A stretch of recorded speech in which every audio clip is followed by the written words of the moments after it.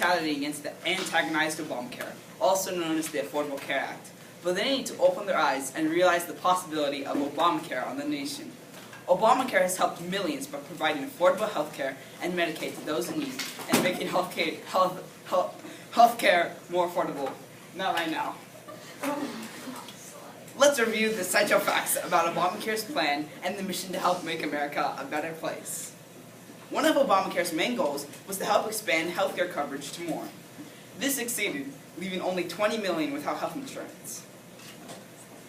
This number may seem large and unwieldy, but a large majority of these people are either illegal or undocumented immigrants, or people who simply don't think healthcare is necessary.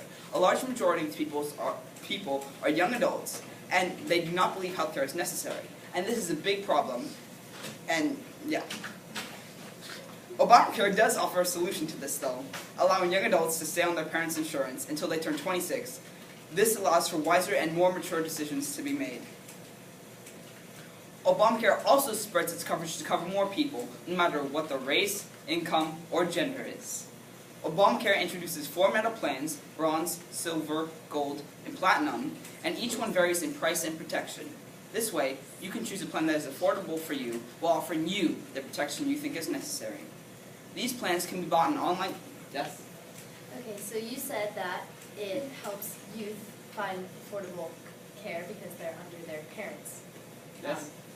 Well, actually, 44%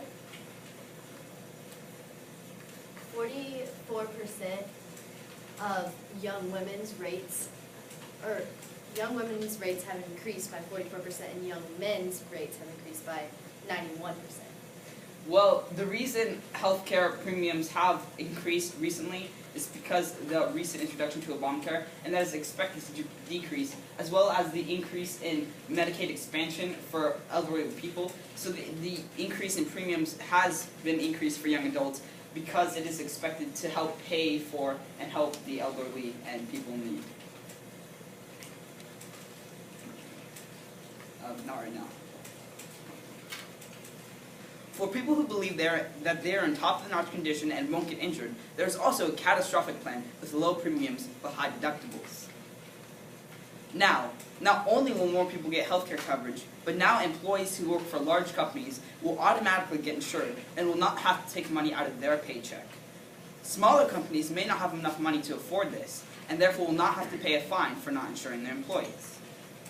I think this is an effective way to transfer money from the more wealthier businesses to help cover their co-workers and employees' safety. Medicaid has also been expanded with the help of Obamacare, and more people considered poor are now able to get the satisfactory help they need. This law previously required anyone making less than federal poverty level to be covered in the Medicaid expansion, but this was changed in a court ruling. The main reason for changes in the law were retaliation and watering down of the law from opposition who wanted change in the law, mainly Republicans. Since this attempt to expand Medicaid, many states have denied the expansion of this, including North Carolina, making many unable to get the coverage they need. Millions of people now cannot get valuable Medicaid thanks to their state's decision not to expand it. A large majority of these people are in the South, and many Southerners are attempting to get their way in a movement called Left Me Out, which attempts to help those in need to get the coverage they need and will not be subject to necessary health care whether they are in a certain state or not. In order to pay for health care expansion and improvements, Obama has placed taxes on Obamacare. Although this may frustrate you, most of the Obamacare taxes are placed on wealthier individuals, $250,000 for a family or $200,000 for an individual, and over 85% of the population won't see any dramatic changes in their taxes at all. Also, healthcare inflation has been at its lowest in some time, and recent findings help support this. Many have been blaming Obamacare for overflooded ERs, but they need to realize that this is because the poor need help for unsuitable medical conditions. I believe that as a society, we should tend to care more for others' welfare and treatment and not be as selfish. I believe attempting to expand healthcare and distributing wealth is the first steps to a safer and more generous America. So some may disagree with Obamacare's morals, but Obamacare is a furtherance to make healthcare a more viable option for the growing American population. Although there will always be downfalls, the benefits of Obamacare outweigh the few problems it presents. So stop blaming Obamacare for your troubles, Americans, and Time. instead look towards the bright future of it.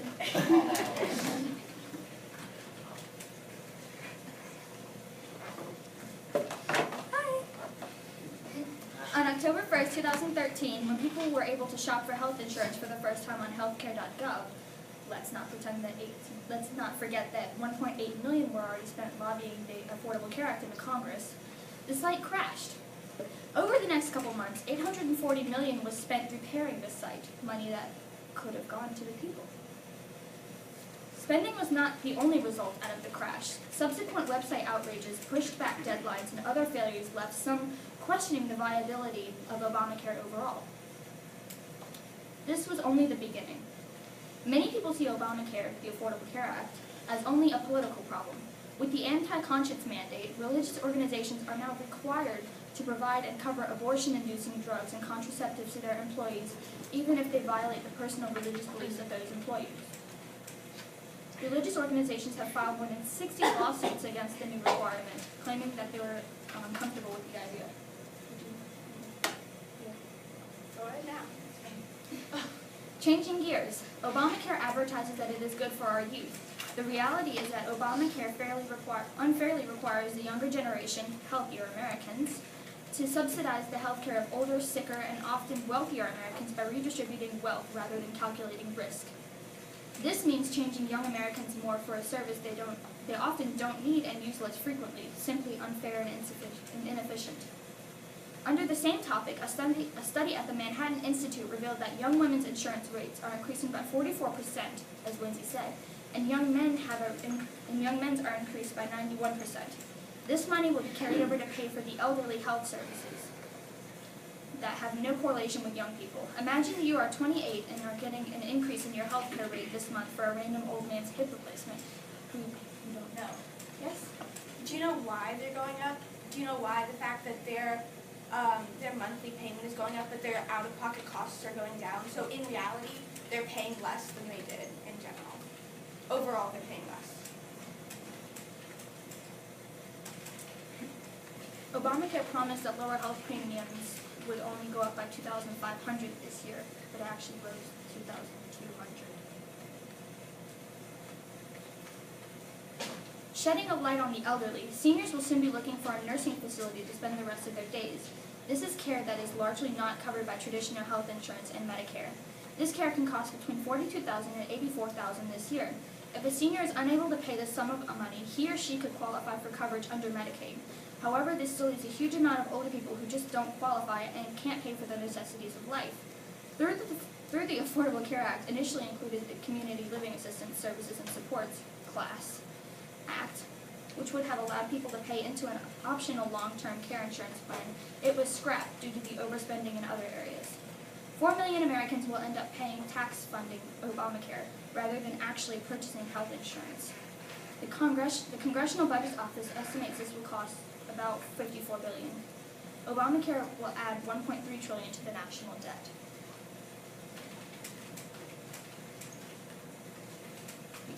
Yes? Do you know why it's adding that debt? Because of the fact well, that sounds familiar. Well, deja vu right here. But anyways, they're spending that money so that the people who have to pay for health insurance are paying less. So they spent all that money so that you guys, all the people of America, have to pay less for their individual health insurance. Yes. So their cost goes down. Yes, but do you think it's fair that wealthier families are having to spend more? I think that depends on your point of view and your morals. That's a big debate right now, but right now we're doing that. Well, as Grace said, he pointed out that basically Republicans are against the idea of younger people having to pay even when they don't need it. Is this the Republicans' fault? What? What do you mean the Republican? Oh, I'm right. Oh, I was just pointing out what Grace said.